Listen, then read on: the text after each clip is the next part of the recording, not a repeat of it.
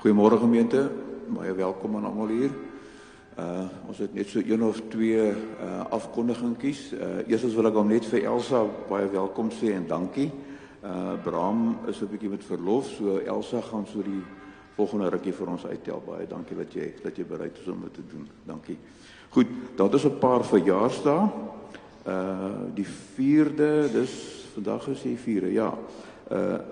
Leon Langenegger verjaar, hy word 85. Die 6de is dit Josie Kellerman, word dan 93. En die 10de Desember is dit Pierre Rousseau, hy word dan 87. Kom ons gee vir hulle almal 'n lekker handeklap. Goed, ons het vanoggend net vinnig 8:30 kerkraadsvergadering gehad, net om so 2 of 3 dingetjies goed te keer, maar wat belangrik is vir julle om te weet, ons het vir Ines Breinhard vanoggend gekies as diaken. Ek het ook met hom gesels in die week. Ines is hier by River Fresh, een van die plase hier op Tafeldrywe plase. Hy is bereid om ook te dien as diaken. So ons kondig nou sy naam vanoggend die eerste keer af en ons sal dit nou volgende Sondag die tweede keer sy naam lees. So Ines is bereid om ook hier by ons te dien as diaken. Ons is dankbaar daarvoor. Goed, dat is vanoggend op die preekstoel Dominee Lukas van Vieren. Dominee Lukas het vir Dominee Cornie raak geloop. Hy was 'n ruk lank op Agallas ook dominee gewees. So hy het daar vir Dominee Cornie raak geloop, so ruk op Agallas gewees en dan was hy so die laaste 10 jaar in Namibië gewees waar hy met predikante opleiding besig was. So baie welkom ook vanoggend vir jou Dominee Lukas. Dominee Lukas gaan nou so 'n paar Sondae by ons preek en dan wil ons ook vir sy vrou ook net baie welkom sê vanoggend. Dora Marie, dis nogal baie welkom ook vanoggend hier by ons en ons sien ook uit na die diens. Goed, ons gaan nou net die adventkrans, dis die tweede Sondag, adventkrans aansteek en ek gaan vir waar is aankom. Waar is hy? Renay hierso. Daar kom Renay.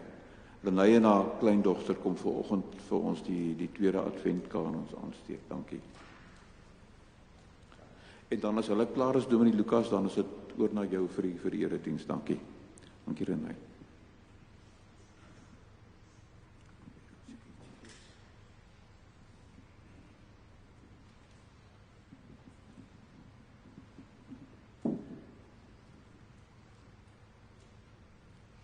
Die tweede kers, 'n kers van vrede.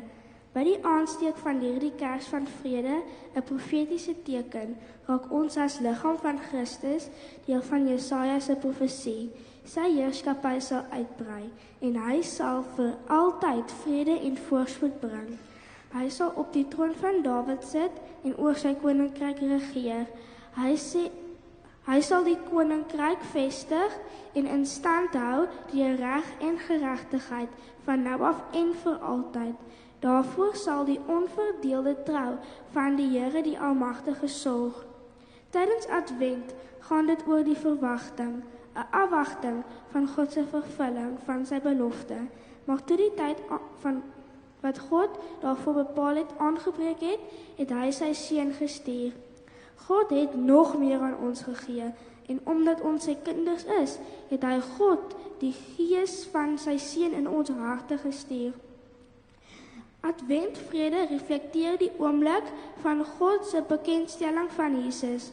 Op die berg van verheerliking word Petrus, Jakobus en sy broer Johannes spesifiek onderrig in wie Jesus vir God is. Dit is my geliefde seun, oor wie ek my verheug. Luister na hom. Vrede word deur die engele koor oor die aarde verkondig. Jesus groet die disippels na sy opstanding met vrede vir julle. Dit is juis nou die huidige wêreldatmosfeer dat God se onverdeelde trou deur Immanuel immer teenwoordige woord wat onder ons kom woon het. Self God, Jesus se vrede wat alle verstand te bowe gaan, ons tot selfkennis beweeg. Hierdie vredeseisoen beweeg ons tot die bevestiging van ons onverdeelde aandag wanneer God sy seun as vredevors bekendstel. Luister na hom. Kom ons bid.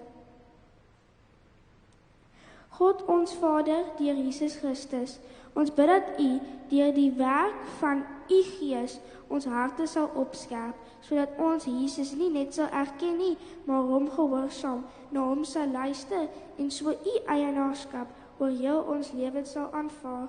Amen.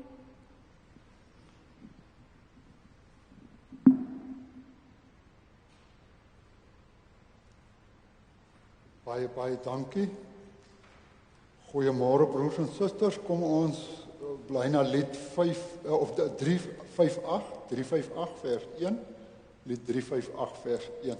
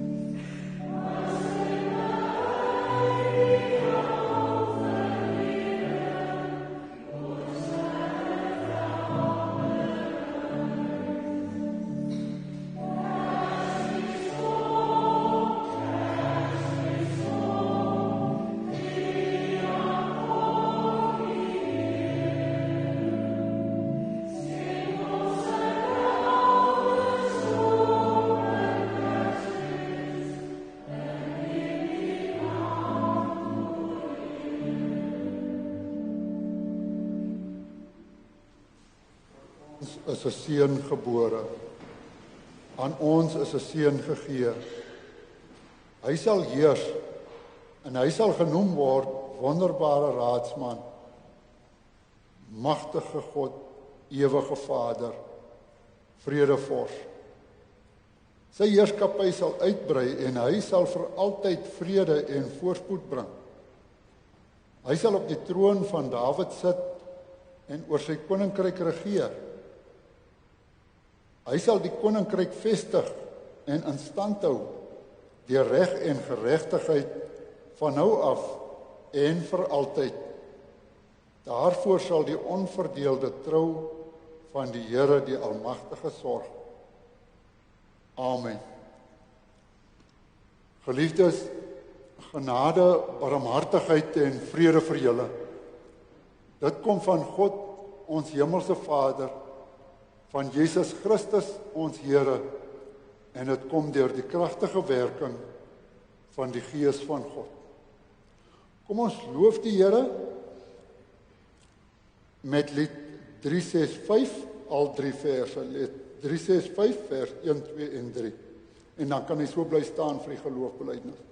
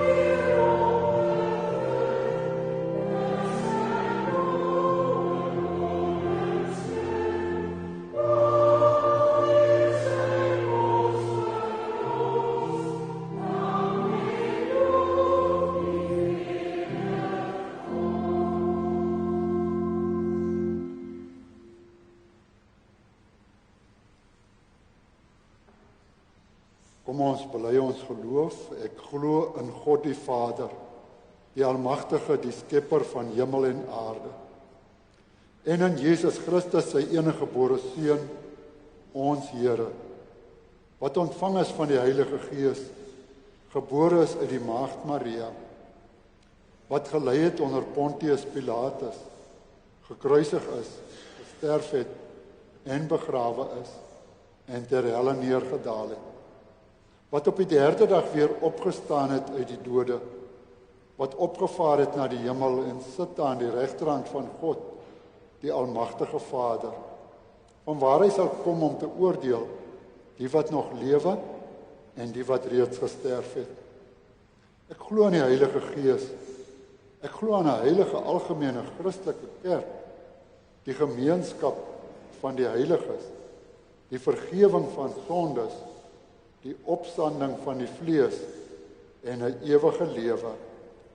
Amen. En kom ons sing lied 355, al 2 verse.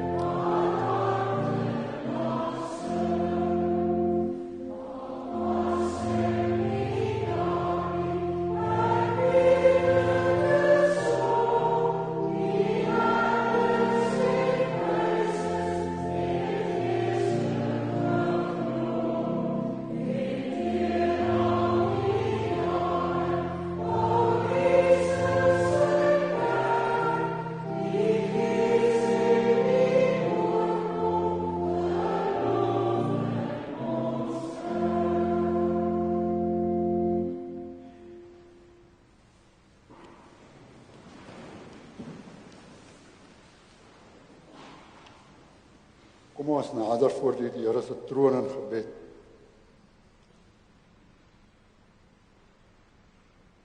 Here ons God,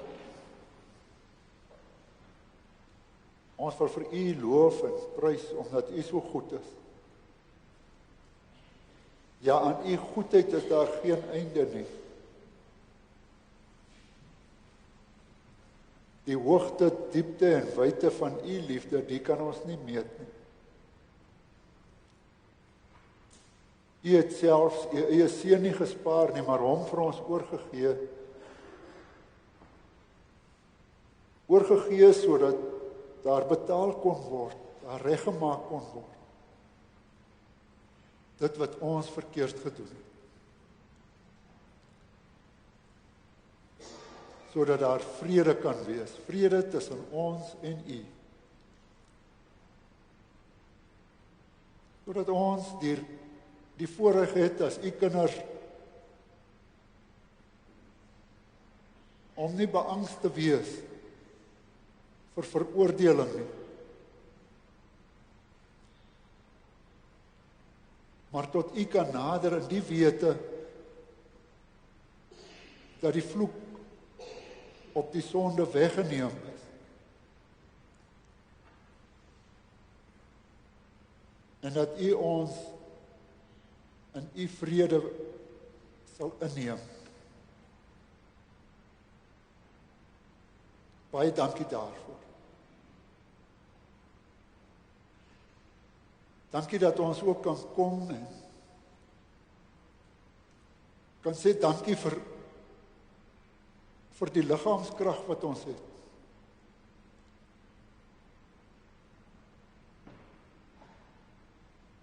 Vir genoeg aan kos en klere en skuiling. En help ons om altyd te onthou dat dit tog ook nou nie vanselfsprekend is nie, dat dit nie iets is wat ons verdien nie. Maar dat dit U genade is wat dit vir ons moontlik maak.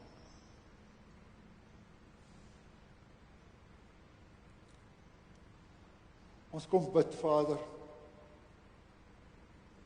dat U ons saam wees, tot seën sal maak. Ook wanneer ons nou U woord wil oopmaak, wil U tog gee dat ons sal weet, U woord is die waarheid. Spreek dan tog, want ons U kinders verluister. Amen. Geliefdes, ons skriflesing is in Lukas die eerste hoofstuk, Lukas hoofstuk 1.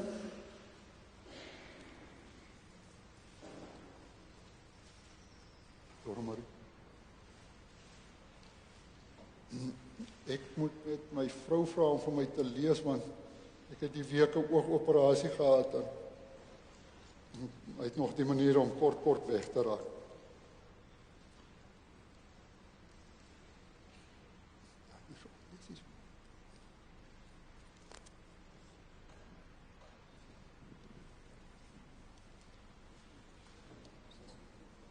Kan ons sommer terwyl sy nou opsoek vir u vra wie vir my volgende week dalk kan help.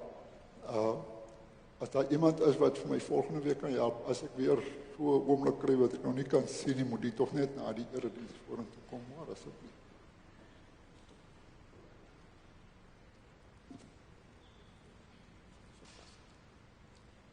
In die 6de maand van Elisabeth se swangerskap het God die engel Gabriël gestuur na 'n maagd in Nasaret, 'n dorp in Galilea. Sy was verloof aan Josef, 'n man uit die geslag van Dawid. Die naam van die maagd was Maria. Toe die engel by haar kom, sê hy: "Ek groet jou, begenadigde, die Here is by jou." Sy was verbuisterd oor die woorde en het gewonder wat die begroeting tog kon beteken. Die engel sê toe vir haar: "Moenie bang wees nie, Maria, want God bewys genade aan jou. Jy sal swanger word en 'n seun in die wêreld bring, en jy moet hom die naam Jesus gee. Hy sal groot wees en die seun van die Allerhoogste genoem word.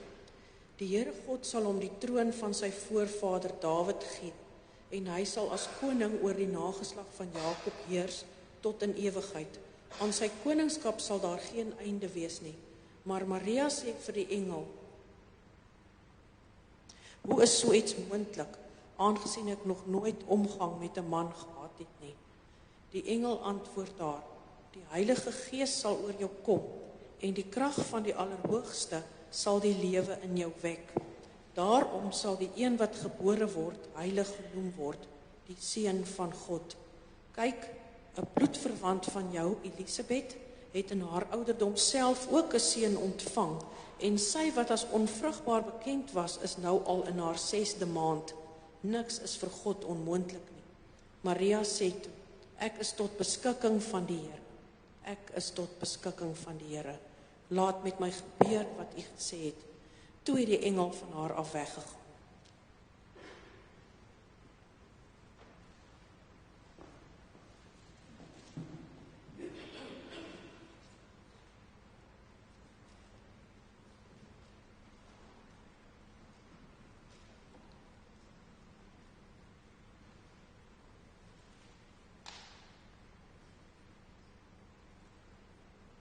Geliefdes, om te weet wat God vir ons wil sê, moet ons altyd eers seker maak dat ons die gedeelte wat ons in die Bybel lees, reg verstaan. So kom ons gaan weer terug na hierdie gedeeltetjie toe.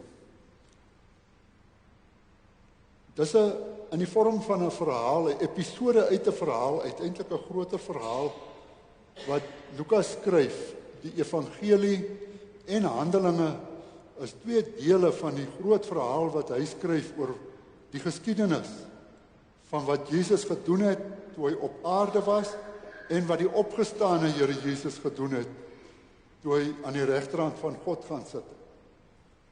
Die evangelie, sy werk op aarde, Handelinge, die werk wat die Jesus voortgesit het toe hy aan die regterhand van die Vader sit. Nou, hierdie is as het ware die deel van die inleiding tot die verhaal. En wat 'n mens in 'n inleiding van 'n verhaal doen, is jy stel die karakters, die hoofkarakter in die verhaal bekend. In hierdie gedeelte is die eerste hoofkarakter wat onmiddellik vorentoe spring, is God self. God, soos wat Lukas hom noem, wat ons later agterkom, die Vader van Jesus Christus heeltyd is. Jesus Christus en die Heilige Gees. Die drie persone. God, wat hierdie groot plan het, om mense te verlos van hulle sonde. Nie net die Israeliete nie, maar Lukas self is 'n Griek. Alle mense, as dit ware, soos Johannes dit neergeskryf het, God het die wêreld so lief gehad, dat hy sy seun gegee. En hierdie plan van God moet nou in werking tree. En daarom stuur hy die engel Gabriël na die maagd Maria om vir haar te gaan sê, sy het 'n besondere plek in sy plan. Sy moet die moeder wees van Jesus Christus. Ons kom nou weer terug na Maria toe. Jesus, jy weet, hy moet die naam Jesus kry, en die naam Jesus is die Griekse woord vir die woord Josia in Hebreëus. Josia en Hosea is in Hebreëus die twee woorde, in twee dialekte van Hebreëus. Maar dit beteken die Here verlos. Josia, Jesus. Die Here verlos. So, Jesus se naam het besondere betekenis. As hy boeties en sissies en maatjies hom geroep het, dan het hulle geroep, kom hierso verlosser.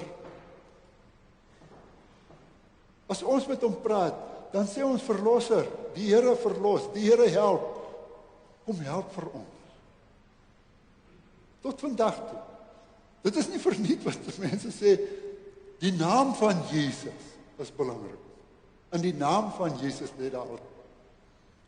Hy moet hierdie besondere naam kry, want hy is die een wat ons van die sonde verlosser. Hy sal op die troon van sy vader Dawid sit. Aan Dawid het God die belofte gemaak dat daar in die toekoms altyd iemand, in ewigheid iemand op sy troon sal sit, uit sy nageslag. En Jesus is daardie besondere nageslag van Dawid, wat vir altyd regeer, vir altyd koning is. En dit is belangrik dat ons dit verstaan. Hy het gekom om ons te verlos, maar hy het ook gekom om ons te regeer. 'n Koning regeer deurdat hy vir sy onderdane reëls vasmaak. En vir hulle binne daardie reëls wil hou, dat hulle volgens daardie reëls met mekaar en met hom omgaan. En 'n koning beskerm sy mense teen die vyand. En so kom Jesus om vir ons die wil van God nog beter bekend te maak, wat God wil hê as koning. En hy kom om ons te help, deurdat hy die bose oorwin, die Satan en al sy magte, teenstaan en oorwin, en vir ons oorwinning oor ons sondige geaardheid gee, en ons wil help om volgens sy wil te leef. Dit is wat hy as koning doen. Hy het nie 'n koninkryk wat 'n aardse ryk is oor 'n aardse gebied nie. Nee, sy koninkryk, die plek van sy koninkryk is in die harte van die volgelinge van Jesus. Daar regeer hy. Hy regeer oral waar sy kinders bymekaar is. En daarom in besonder wanneer ons as kinders van Jesus, van God so bymekaar kom, volgelinge van Jesus, wat na die woord van die koning wil luister. Wat wil hoor, hoe moet ons hier en vir julle hier in Porterville leef, sodat sy koningskap kan uitbrei, sodat meer en meer mense vra, maar wat is die wil van die Here? Hoe moet ons lewe volgens die wil van die Here? Wat moet ons doen om hom te eer? En sodat meer en meer mense onder sy heerskappy verlossing kan ontvang en op sy pad kan loop en beskerming kan hê teen die mag van die bose en die sonde. En dan die een wat gebore sal word is die seun van God. Hy is die heilige, die ewige seun van God. Broer en suster, dit is nie nodig vir my om vir u te sê dat daar baie deurmekaar verwagtinge is van wat ons glo en wat ons nie glo nie, en wat reg is en wat verkeerd is. Maar die wortel van alle dwaling lê gewoonlik daarby dat mense vir mekaar sê, Jesus is nie God nie.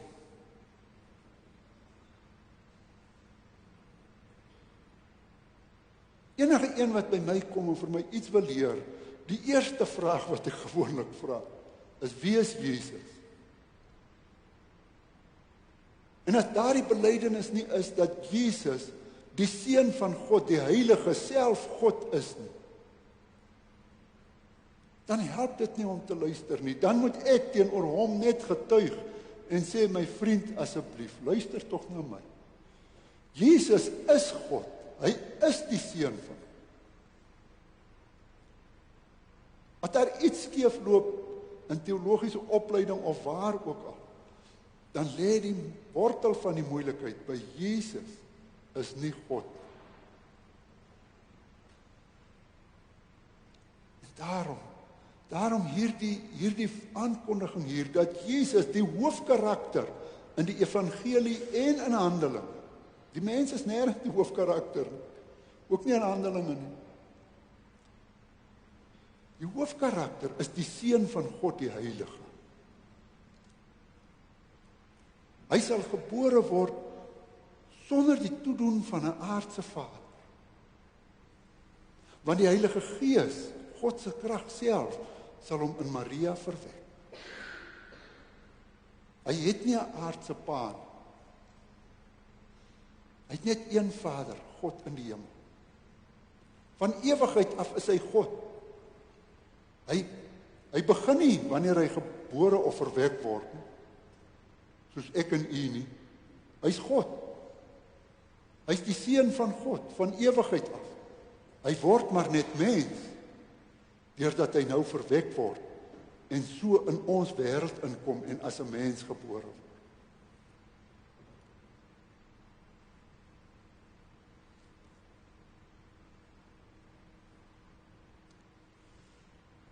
En dan die Heilige Gees, hierso genoem as die een wat oor Maria sal kom en hom, die Here Jesus, sal verwek. Sy werking wat so is dat hy sê is iets te buitengewoon vir God. Is daar 'n woord van God wat nie kragtig is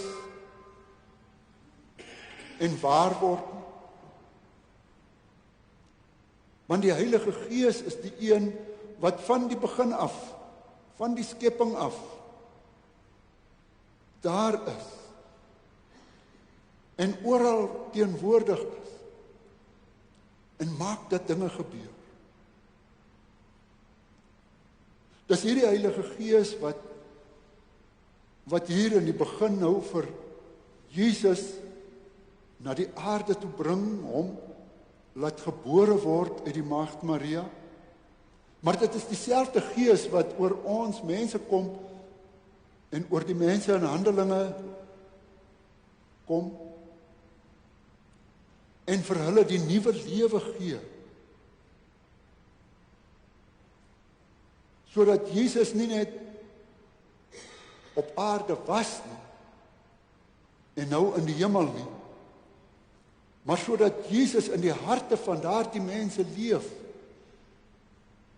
en sodat deur hulle getuienis, in woord en daad, Jesus sigbaar en hoorbaar is in hierdie wêreld.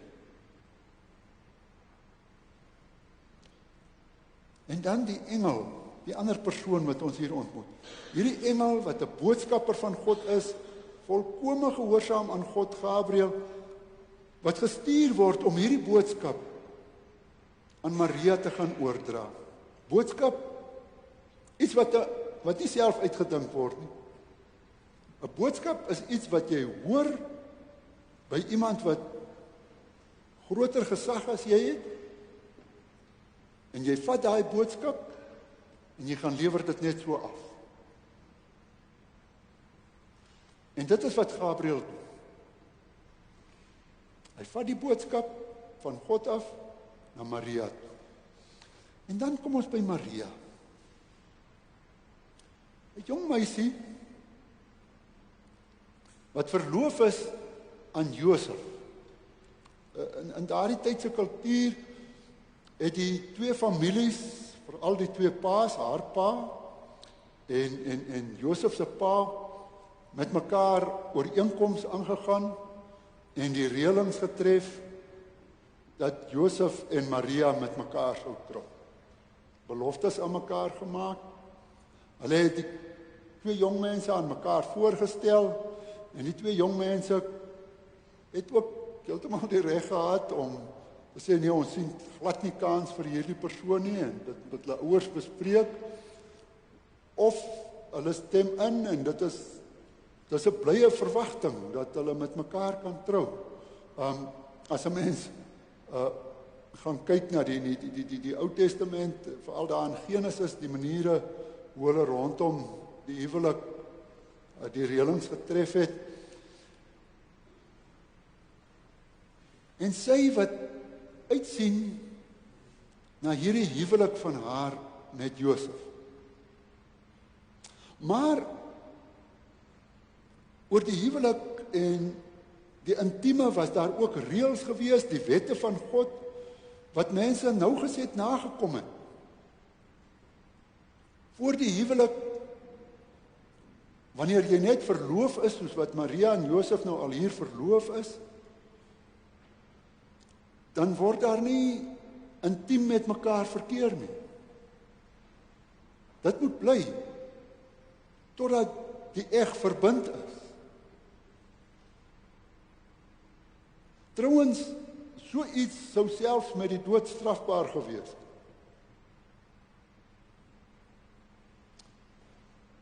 En Maria wat dit ernstig neem, en Josef ook, en daarom maagdelik rein, kuis, ernstig, nie omgang met mekaar het. Want hulle wil nie buite die wil van God beweeg nie, maar wat meer is, of wat net so belangrik is, hulle wil ook nie buite die reëls van die gemeenskap beweeg. As dit sou gebeur dat sy swanger word en hulle is nie getroud nie, is hulle 'n klad op hulle ouers se naam, 'n klad op die gemeenskap se naam, en sal hulle daardie klad vir hulle lewe lank dra. Daarom, as die engel kom en vir Maria sê, gegroet begenadigde, jy is begenadigd deur die Here dat hy vir jou gekies het om vir jou die moeder te maak van hierdie Jesus, hierdie koningsseun, die seun van God, seun van Dawid, die verlosser, die heilige.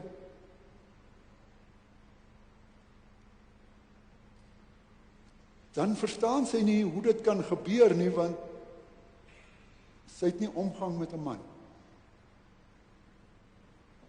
En dan moet hy vir haar verduidelik dat dit bonatuurlike werking van die Heilige Gees is wat dit gaan doen.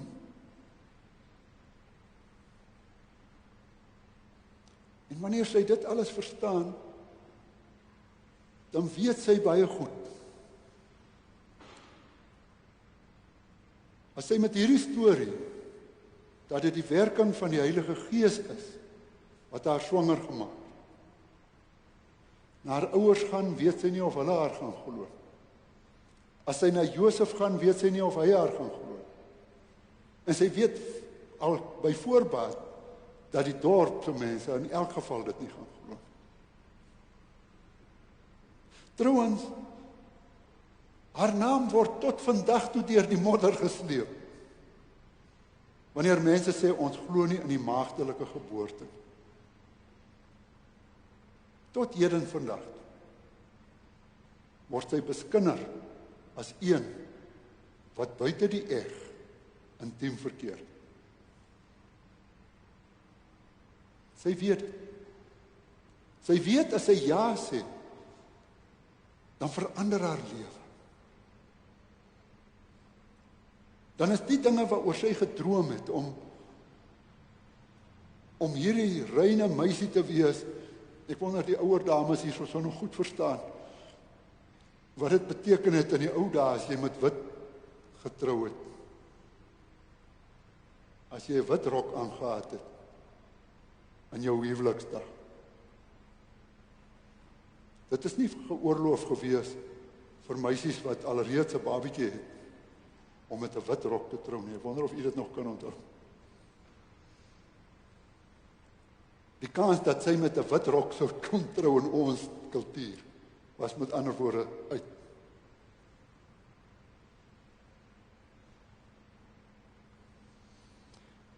Haar plan, haar idee van hoe dit moet wees, en hierdie plan wat Gabriël vir haar kom voorhou, vat nie so mooi hande, so gemaklik hande. Dit vra vir haar om haar plan eenkant te sit. En te sê, Gabriël, jy is 'n engel, en jy bring die plan van God nou na my. En al gaan hierdie plan vir my skande en verguising en wat ook al beteken, al gaan dit dalk beteken dat Josef nie met my wil trou nie, al gaan dit beteken dat my eie ouers my wegjaag uit die huis uit, wat ook al gaan kom, ek is tot beskikking van die Here, laat dit gebeur soos hy dit wil.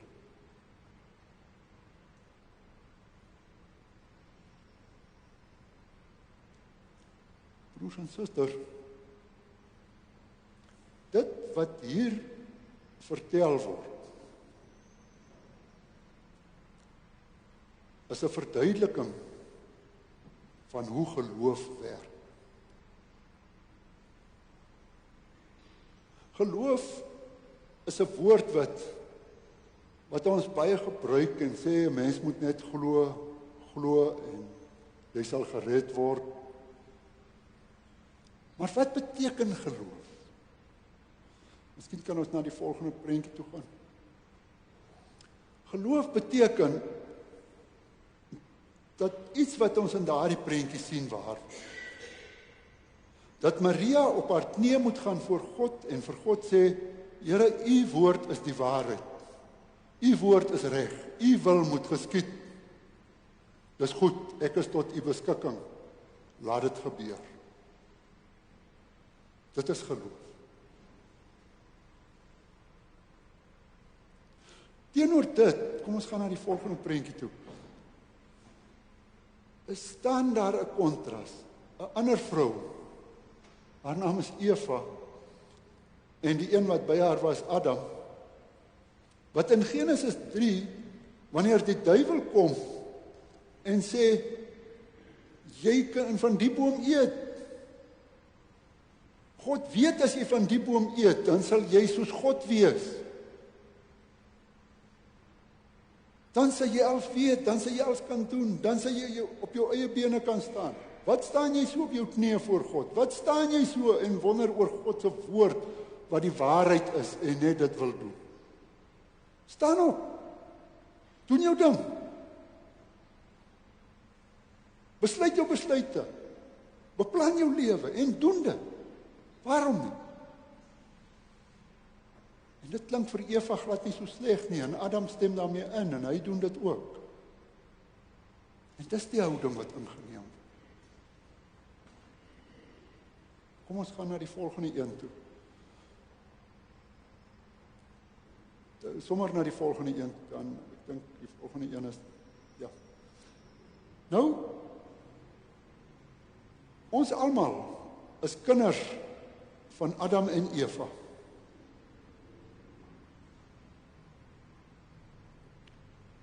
Wat nie wil glo nie, maar hierdie houding wil in. Ek doen my eie ding. Ek maak my eie planne. Ek staan op my eie voete. Die beste lewe nou, en dit is vir my. En ek doen wat ek wil om dit te kry. En die een van, soos Maria, op die knieë te gaan en te sê, u woord is die waarheid. Laat met my gebeur wat u wil. Laat u wil geskied. Ek val in. Ek is tot u beskikking. Ek werk saam in u plan.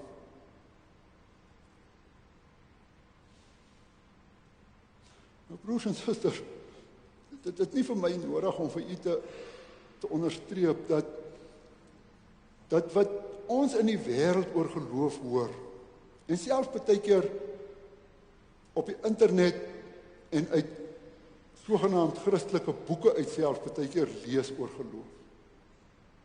Lê ver van dit af. Dat geloof eerder is om daardie linkerkant te prentjie, my eie plan te maak, my eie ding te wil doen, en dan vat ek my plan na God toe. En dan sê ek vir God, kyk, dit is wat my plan is. Dis wat ons nou moet doen. En u moet asseblief my plan seën, en u moet doen soos wat ek vir u sê. En ek glo nou dat u dit gaan doen. En omdat ek glo, kan u nie anders as om dit vir my te gee. Dis nie geloof nie, dis die verste van geloof af wat 'n mens kan kom. Om te dink jy kan God manipuleer met jou voornemens wat jy op hom kom af die maand, wil ek amper sê, afdoom.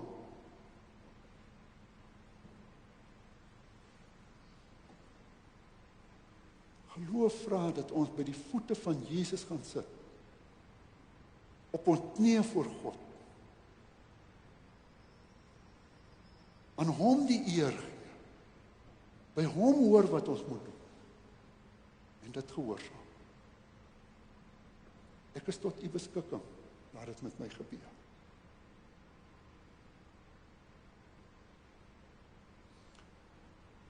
Here ons God, hoe baie dankie dat u vir ons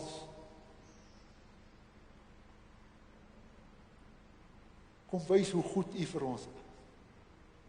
Dat u eie seun gegee het, ons verlosser, ons koning, ons herder, ons leidsman. Die heilige, u seun, God self wat mens word en onder ons kom woon.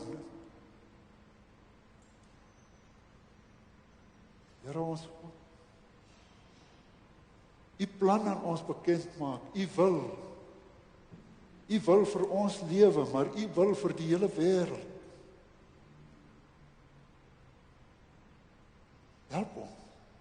Help ons om dit gelowig te aanvaar. Help ons om te weet, dis nie net Gabriël wat met ons kom praat het nie, dis Jesus Christus, die lewende God self, wat mens geword het. Wat vir ons kom leer. Help ons om 'n dors te hê, om u woord te lees, om meer en meer te wil weet van wat u vir ons leer. Help ons om ons nederig te onderwerp aan u wil. Om waar ons dit nie verstaan nie, nie verstaan hoe ons inpas daarmee en wat U plan met ons lewe is. Uitklaring te vra soos Maria. Hoe kan dit tog werk? Wat is U plan? Hoe werk dit fyner? Maar help ons veral om ons te onderwerp daaraan. Om onsself tot U beskikking te stel. Vader, baie dankie dat U woord nog nie kragteloos is nie. Dis die waarheid, maar dis ook kragtig. Wat U spreek word waar. Word regtig gebeur. En daarom kan ons maar inval by U plan sonder ons te wonder. Want U koninkryk sal kom en U naam sal verheerlik word. En U wil sal geskied. Elke knie sal buig en erken Christus is die Here.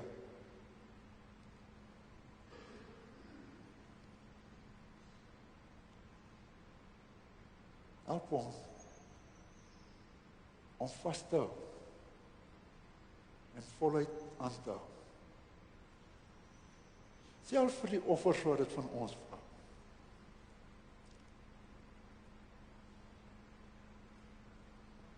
Die offers wat dit vra om anders te wees. As die styl van die samelewing. As die styl van die voorskrif van die geldgod, die eie ek, die mens wat homself tot God verhef het, wat vry wil wees om te doen net wat hy wil. Help ons om tot die eer te leef. Amen. Liefdes, ons bly na Lukas 10 vir die wet.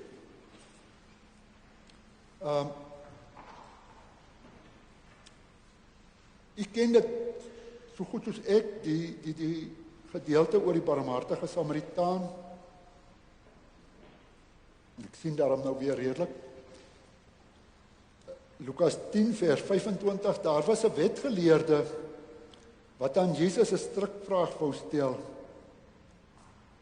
Hy staan toe op en hy vra: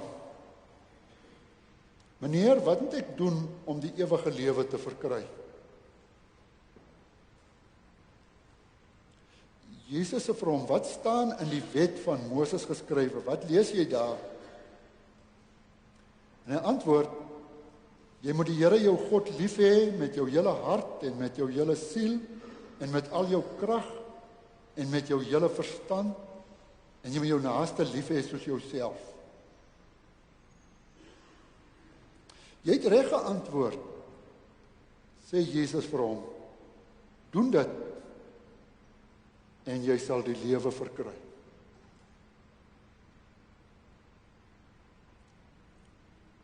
Liefdes, hierdie is tog 'n besondere ding om te hoor, né?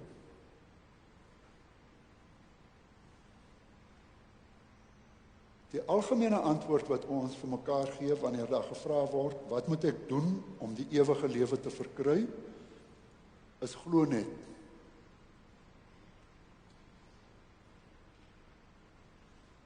Jesus gee nie daai antwoord nie. Hy sê, wat lees jy in die wet? Doen dit en jy sal die lewe verkry. Gaan, wees vir God lief met jou hele hart, jou hele siel en jou hele verstand en al jou krag. Gaan hê jou naaste en elke naaste so lief soos jouself. Die man kan nie. Hoekom kan hy nie? Die eerste ding wat ons sien is hy verhef hom bo Jesus. Hy staan op en hy sê, ek maak my eie planne, ek doen my eie dinge. En dan probeer hy homself uit die ding uitpraat en hy vra, wie is my naaste? En Jesus vertel die gelykenis van die barmhartige Samaritaan. En dan eindig hy weer so af, gaan maak jy ook so.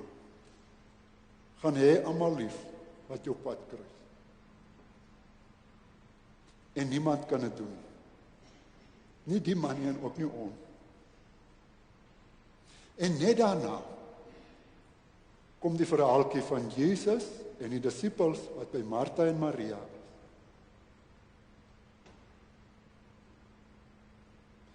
En julle ken die verhaaltjie mos baie goed. Martha is hard aan die doen en Maria sit by die voete van Jesus. En sy luister en sy kan nie ophou luister en indrink van wat hy vir haar leer. En Jesus sê vir Martha wanneer sy klaar, Martha, Martha, jy spook nou met klomp goed, maar Maria het die beste deel gekies. Sy is op haar knieë hier voor my. Dis die beste deel. Sy vra na my wil. Sy glo. Sonder dat Jesus die woord gebruik, sê hy dit van. En dan net daarna, Lukas 11, leer Jesus sy disippels bid. En hy sê, as julle dan wat sleg is, weet om vir julle kinders goeie dinge te gee, die Vader in die hemel nog meer, hy sal vir julle die Heilige Gees gee, as julle hom vra.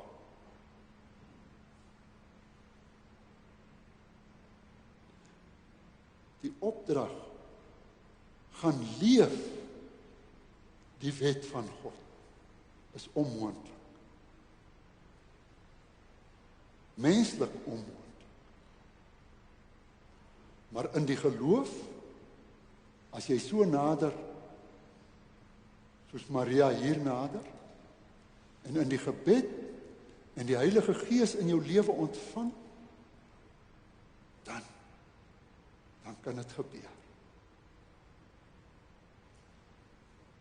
Here ons God, ons het u wil gehoor, u wet. Dit is ver bo ons vermoë. Maar so baie dankie dat u ook vir ons die pad aanlei. Die pad van die geloof. By u voete in gebed. Ontvang die Heilige Gees. Staan op en gaan loop die pad van die Here, sy plan. Die pad van liefde. Help ons elke een om dit in hierdie week ook te kan doen. Amen. Geliefdes, ons het kans om die Here te dien met ons offergawe. Terwyl ons dit doen, dink so 'n bietjie na oor waar ons iemand moet gaan lief hê en hoe God se liefde ons lewe hierdie week moet verander.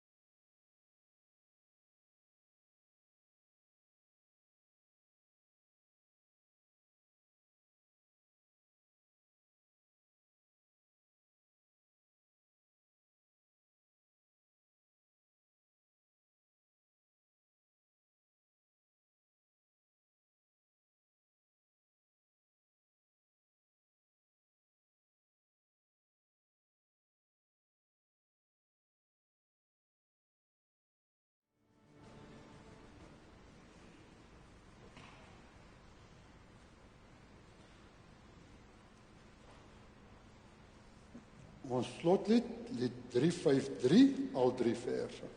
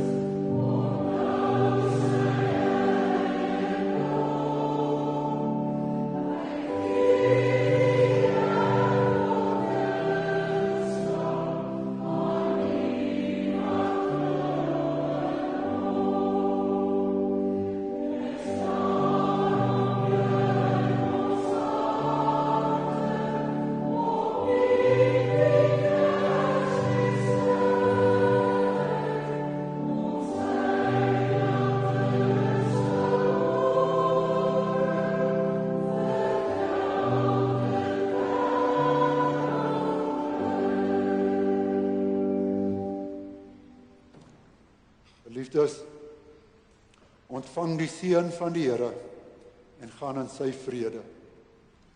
Die genade van ons Here Jesus Christus, die liefde van God ons Vader en die kragtige werking van die Heilige Gees, die sal met u bly en wees totdat ons Here Jesus weer kom. Amen.